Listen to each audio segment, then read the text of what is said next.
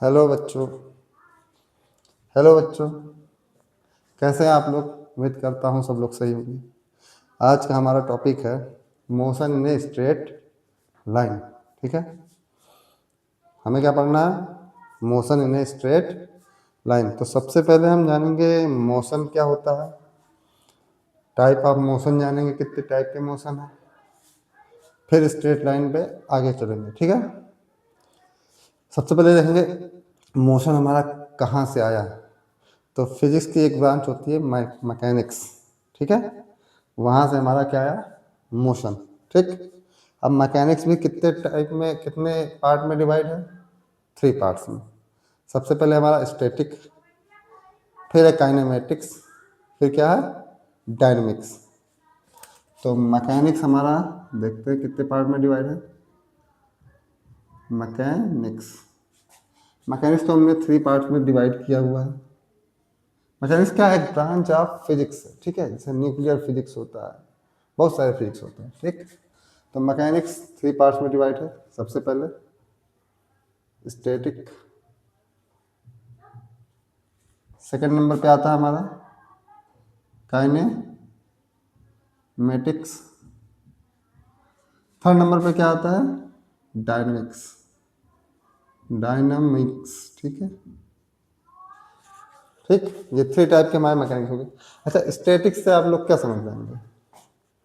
Statics मतलब रुका हुआ, मतलब हमारा जो ऑब्जेक्ट इज एट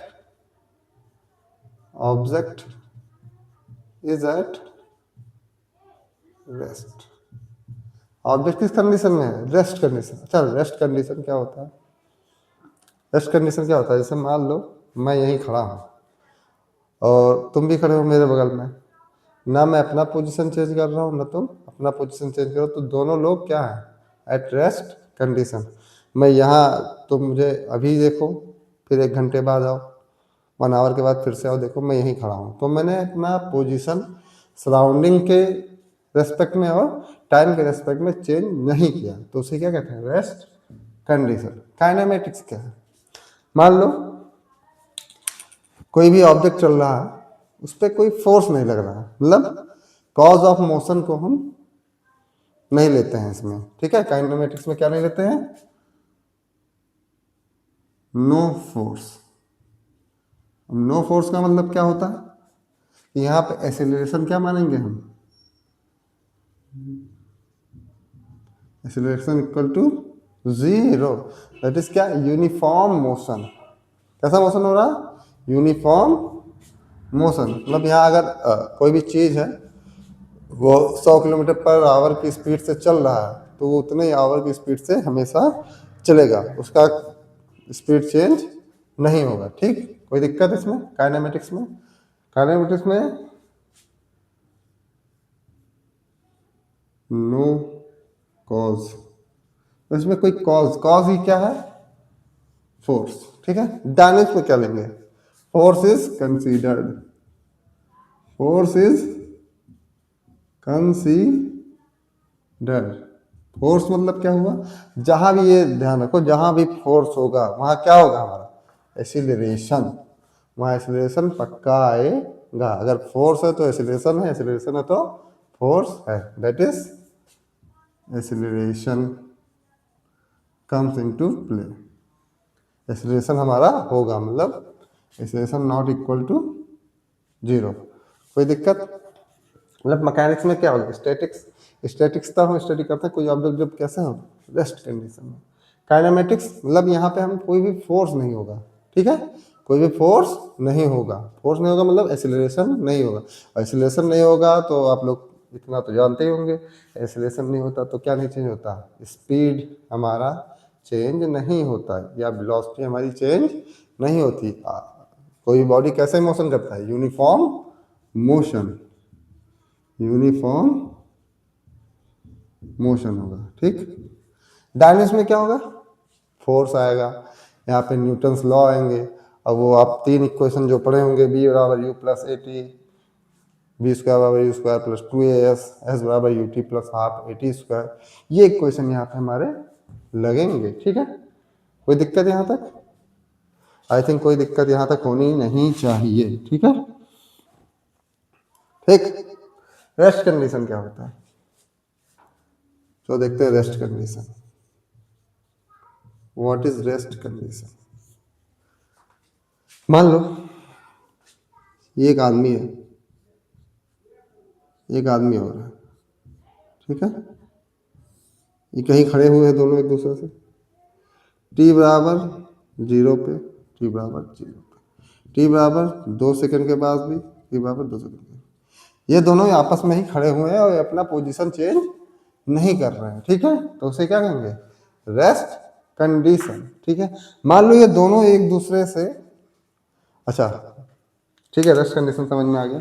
कि एक कंफ्यूजन हो सकता है क्या, वो आगे देखेंगे। फ्रेम ऑफ रेफरेंस से भी आप रेस्ट कंडीशन अलग अलग मोशन हो सकता है, ठीक है।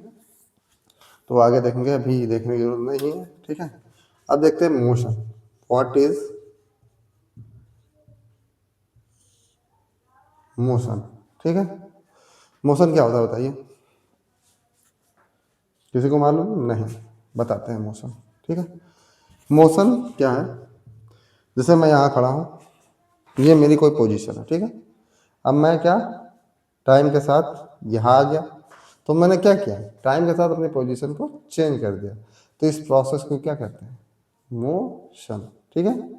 व्हेन द, तो इसमें लिखेंगे क्या, when the position of an object changes with time or with its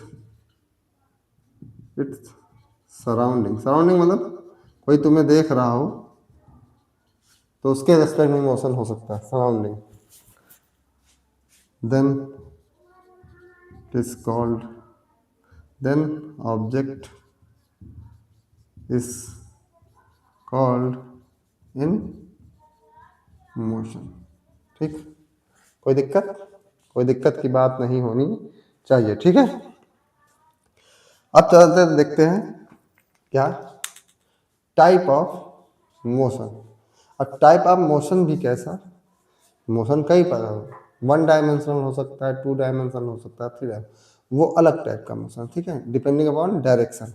अब हम टाइप ऑफ मोशन देखेंगे कि हमारा ऑब्जेक्ट कैसा पाथ फॉलो कर रहा है, ठीक है। हमारा ऑब्जेक्ट कैसा पाथ फॉलो कर रहा है उसके बेसिस पे हम मोशन को डिफाइन करेंगे, ठीक है। तो हेडिंग डालिए आप सब लोग, types of motion based on path followed by an object, ठीक है। हेडिंग क्या डालेंगे, types of motion based on path followed by the object, ठीक है। ऑब्जेक्ट कैसा पाथ फॉलो करता है उसके बेसिस पे हमारे टाइप ऑफ मोशन। सबसे पहले क्या है, रेक्टिलिनियर मोशन। कैसा मोशन है, रेक्टिलिनियर मोशन, कोई दिक्कत। और रेक्टिलिनियर मोशन क्या होता है, जब हमारा ऑब्जेक्ट स्ट्रेट लाइन में चले, ठीक है। जैसे मैं यहाँ हूँ और मैं ऐसे सीधा स्ट्रेट लाइन में सीधा चलूँ, तो इस मोशन को क्या कहते हैं, रेक्टिलिनियर मोशन, ठीक है। तो इसमें लिखेंगे क्या, motion in a straight line is known as rectilinear motion, ठीक है। अच्छा, ये कई टाइप के हो सकते हैं, लेकिन अभी हमें इसमें भी यूनिफॉर्म नॉन यूनिफॉर्म देख सकते हैं, लेकिन अभी देखना नहीं है, केवल आप लोग इतना है रेक्टिलिनियर मोशन होता क्या है। कहीं भी ये शब्द आ जाए कि व्हाट इज रेक्टिलिनियर मोशन, तो आप क्या बताएंगे, motion in a straight line, ठीक है। तो इसे कहेंगे रेक्टिलिनियर। तो फिगर बना देते हैं, कोई ऑब्जेक्ट ए है, बी है, ये आदमी है, ये आदमी यहाँ से बी पे पहुंचा, सीधी रोड है, स्ट्रेट रोड है एकदम, तो इसे ही इस मोशन को क्या कहते हैं? हम अभी क्या कर रहे हैं? Rectilinear motion. सेकेंड टाइप का मोशन कैसा होता है?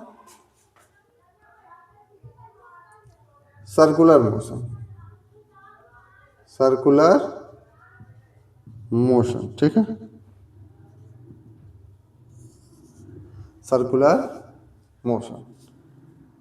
अब आप वो देखेंगे क्या कहते हैं, कोई मौत का कुआं, ठीक है, डेथ वेल देखे होंगे, तो उसमें बाइक कैसे चलती है? ऐसे रहता है, ठीक, कोई ऑब्जेक्ट यहाँ से है, ऐसे चल रहा है, ठीक है, तो इस सर्कुलर पाथ पे जब भी कोई ऑब्जेक्ट चलेगा तो इस टाइप के मोशन को क्या कहेंगे? सर्कुलर मोशन, ठीक है। तो इसमें लिखेंगे क्या?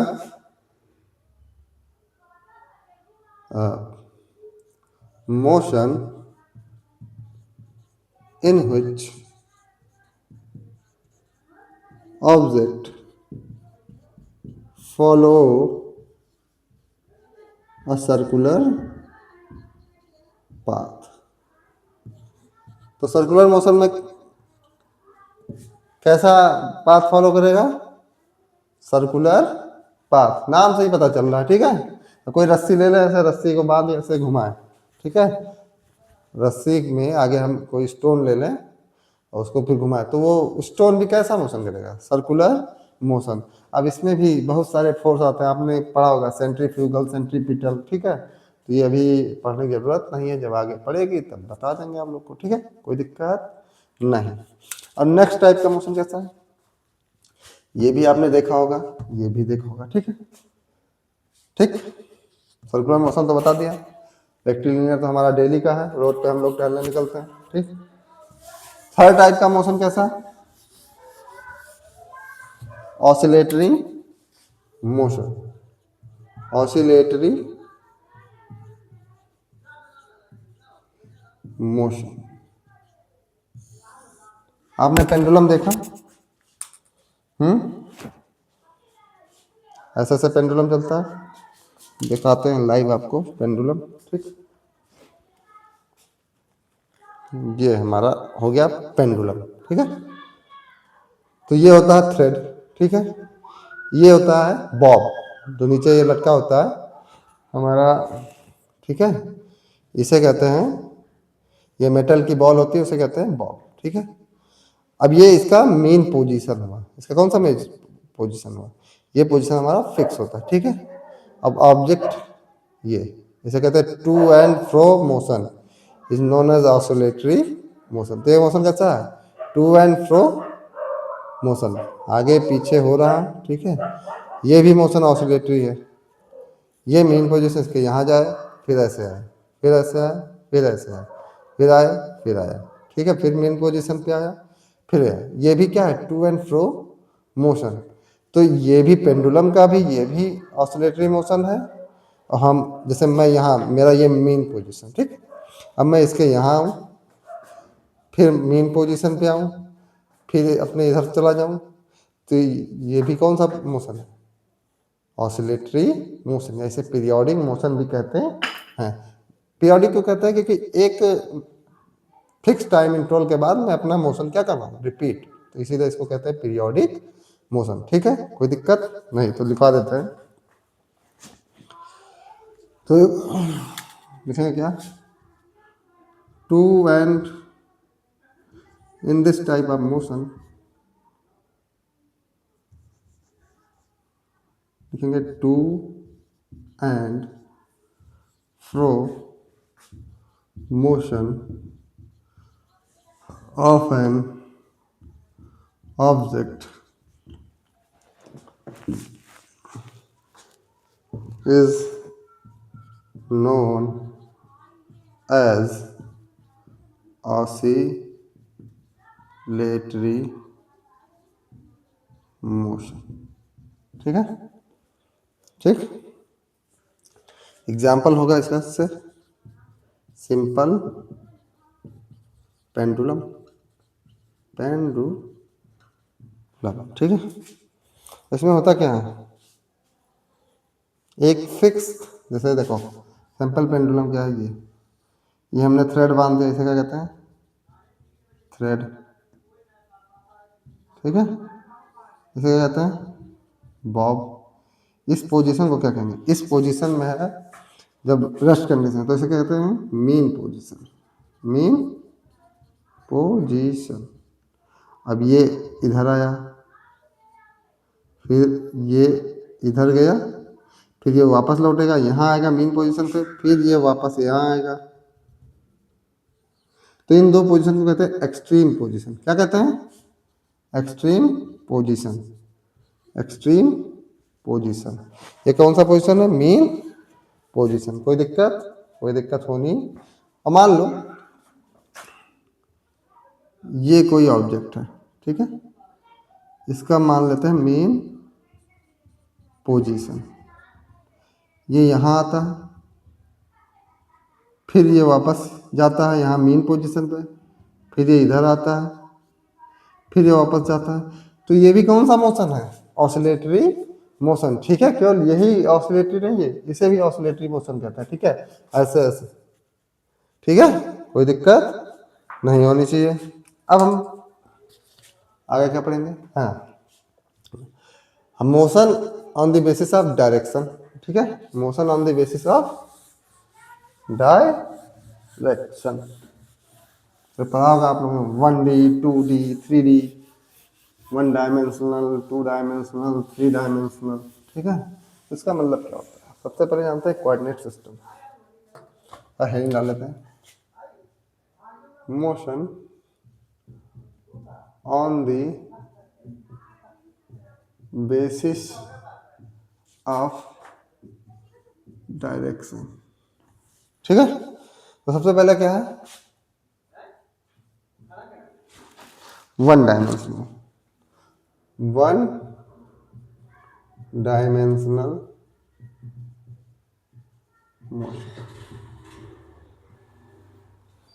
तो 1 डायमेंशनल, जैसे 1D मोशन भी कहते हैं। ठीक है, से और क्या नाम है? 1D motion. कोई दिक्कत परेशानी हो तो बताइएगा। ठीक है, कमेंट में बताइएगा कोई दिक्कत हो। ठीक, तो 1 डायमेंशनल मोशन कैसा होता है? Object travel in 1 direction. मान लो आपके स्कूल से आपके घर तक जो रोड बनी हुई है वो सीधा एकदम स्ट्रेट लाइन में, तो इस मोशन को कैसा मोशन कहेंगे? आप एकदम स्ट्रेट लाइन में जाए तो उस मोशन को कहेंगे 1 डायमेंशनल मोशन इन 1 डायरेक्शन। ठीक है, अब इसको देखो, देखते कैसे हैं। मान लो ये हमारा मेन पोजीशन है, यहाँ 0 हो गया, ये एक्स एक्सिस मान लेते हैं। ठीक है, इधर मान लेते हैं पॉजिटिव एक्स एक्सिस, इधर मान लेते हैं नेगेटिव एक्स एक्सिस। ठीक है, अगर मोशन इधर हो रहा हो तो हम क्या कहेंगे? Positive displacement. ठीक है, कोई जानने की जरूरत नहीं है, छोड़ो, अभी आगे देखते हैं। ठीक है, तो मान लो ये ऑब्जेक्ट गया स्ट्रेट लाइन में, तो इसे 1 डायमेंशनल मोशन मान लेते हैं, लिख ही देते हैं। ठीक है, पोजीशन कैसे हम डिफाइन करेंगे? ये पॉजिटिव एक्स डायरेक्शन और ये नेगेटिव एक्स डायरेक्शन। ठीक है,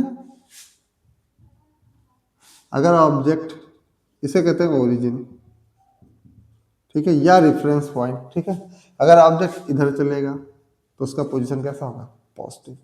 ठीक है, अगर ऑब्जेक्ट लेफ्ट को चलेगा तो इसका पोजीशन कैसा होगा? निगेटिव। अब सेकंड नंबर का क्या है? 2D motion. डी मतलब डायमेंशन। ठीक है, 1 डायमेंशनल, डायमेंशनल लिख देते हैं, 2 डायमेंशनल। ठीक है, 2D मोशन। और इसमें क्या? ऑब्जेक्ट 2 डायरेक्शन में ट्रेवल करेगा। अब 2 डायरेक्शन में क्या मतलब कि मैं ऐसे चल रहा हूँ ऐसे चल रहा हूँ? नहीं, ऐसा कुछ नहीं है। हम एक कोऑर्डिनेट सिस्टम बनाते हैं, ये x1।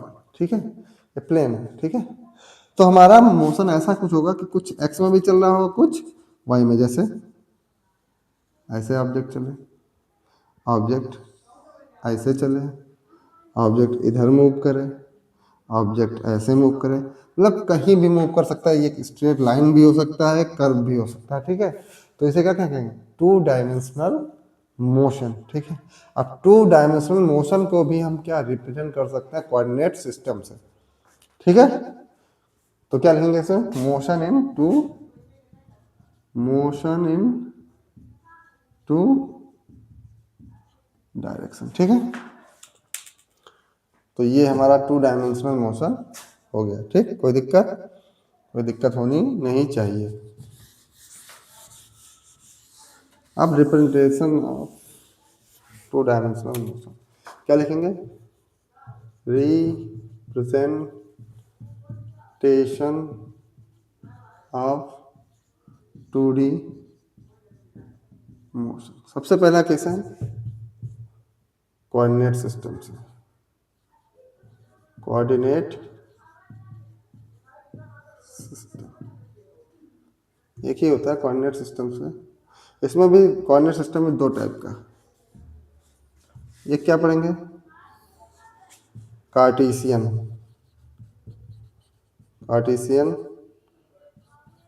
कोऑर्डिनेट सिस्टम, और ये क्या होगा, पोलर कोऑर्डिनेट सिस्टम, ठीक है। पूरा लिखने की जरूरत नहीं। अब कार्टेशियन और कोऑर्डिनेट सिस्टम, इसको क्या लिख दें, CCS, इसको PCS, कोई दिक्कत। PCS वो वाला नहीं जो पब्लिक सर्विस कमीशन है, ठीक है। बस ये शॉर्ट फॉर्म लिखने के लिए हमने लिख दिया, नोट करिए, ठीक। तो हम सबसे पहले क्या पढ़ेंगे, कार्टेशियन कोऑर्डिनेट सिस्टम, ठीक है, CCS।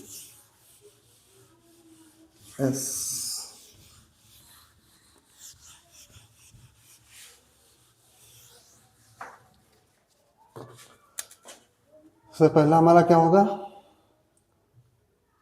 Cartesian coordinate system.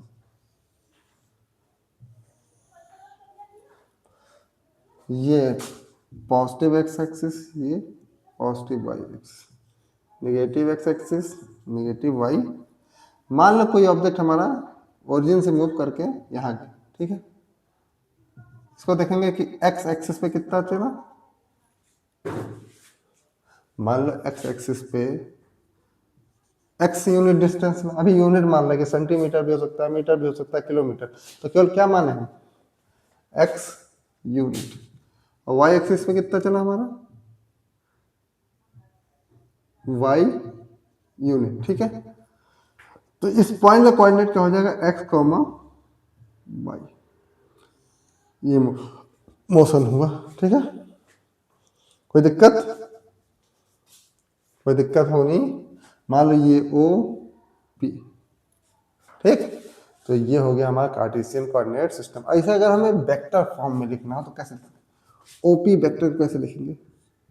अच्छा, एक्स का वेक्टर डायरेक्शन क्या होता है, आई कैप, यूनिट वेक्टर इसका क्या होता है, जे कैप यूनिट। आप लोग को अगर ना मालूम हो तो पढ़ा देंगे, ठीक, कोई दिक्कत नहीं। यूनिट वेक्टर हो, ठीक है। यूनिट वेक्टर क्या बताता है, डायरेक्शन। इसका काम केवल क्या है, डायरेक्शन बताना। तो ओपी वेक्टर कैसे लिख सकते हैं, एक्स आई कैप प्लस वाई जे कैप, ठीक है, कोई दिक्कत। अब यही हमारा पोलर कोऑर्डिनेट सिस्टम। इसमें क्या है, पोलर मतलब डायरेक्शन या स्लोप। ये एंगल मान लो ये पॉइंट है P हमारा, ठीक है, और ये है R वेक्टर, या R यूनिट इसका लेंथ है, ठीक है। तो इसको डिफाइन करेंगे R कॉमा थीटा से। इसे कहते हैं क्या कहते हैं, पोलर कोऑर्डिनेट सिस्टम। थीटा क्या है, एक्स एक्सिस से जो एंगल बनाता है उसे स्लोप कहते हैं, इसे क्या कहेंगे, थीटा।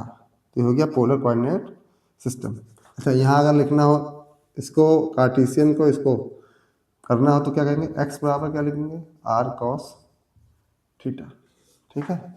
वाई बराबर क्या हो जाएगा, आर साइन थीटा, ठीक है। ये एक रिलेशन होता है, आगे बता देंगे कैसे। ये प्रोजेक्शन लेना होता है, ठीक है। प्रोजेक्शन क्या, अगर आर का ऊपर से टॉर्च लगाएं, जिधर से एंगल बन रहा है उस लाइन पे अगर प्रोजेक्शन लेंगे तो ये इतना लेंथ क्या हो जाएगा, कॉस में, और जिधर से एंगल ना बने उसे आर साइन थीटा, मतलब ये आर साइन थीटा, तो सामने वाला भी आर साइन थीटा हो जाएगा। अब ऐसे ही हमारा 3 डायमेंशनल भी होता है, 3 डायमेंशनल भी होता है। उसमें क्या, आई कैप, वाई जे कैप, जेड के कैप, डिटेल में जाने की जरूरत नहीं है, ठीक है। तो आज के लिए यहाँ ख़त्म करते हैं, आगे हम बाद में पढ़ेंगे, ठीक है।